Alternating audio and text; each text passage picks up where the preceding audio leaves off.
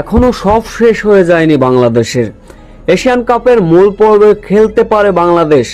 দেখুন যে সমীকরণ আছে বাংলাদেশের, যে কাজগুলো করলেই এশিয়ান কাপের মূল পর্বে খেলতে পারবে হামজা চৌধুরীরা।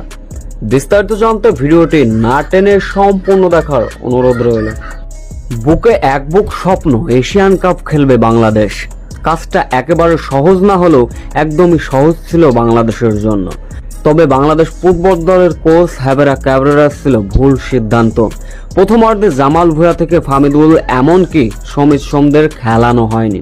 তবে হংকং ম্যাচে গোলকিপারেরও ছিল ভুল। তবে কি জিকোর মতো গোলকিপারকে মিস করলো বাংলাদেশের সমর্থকরা? হতেই পারে, এমনটা প্রশ্ন উঠতেই পারে। হংকং এর বিপক্ষে অবশ্য এদিন শুরুতেই লিড পেয়েছিল ওই হামজা চৌধুরীর হাত ধরে। এরপরে একের পরে এক ব্যর্থতায়, ফরওয়ার্ডারদের ব্যর্থতায় গোল হজম করতে হয় বাংলাদেশের। তবে শেষ মুহূর্তে মোরসালিন এবং সমিত সোম খেলা জমিয়ে তুলেছিলেন। তবে শেষ রক্ষা হয়নি।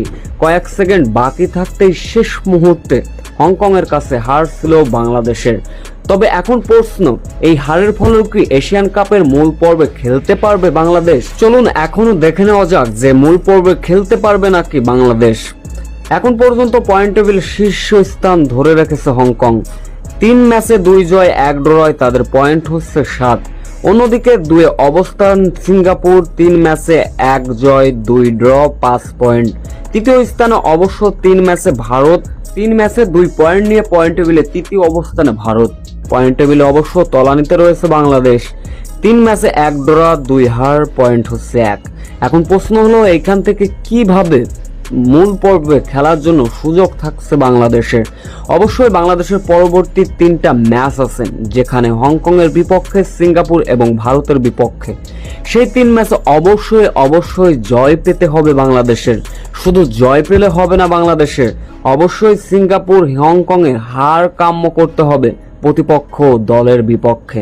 তাহলে হয়তো বা পয়েন্ট টেবিলে 2 থেকে অবস্থান করে মূল পর্বে খেলতে হতে পারে বাংলাদেশের।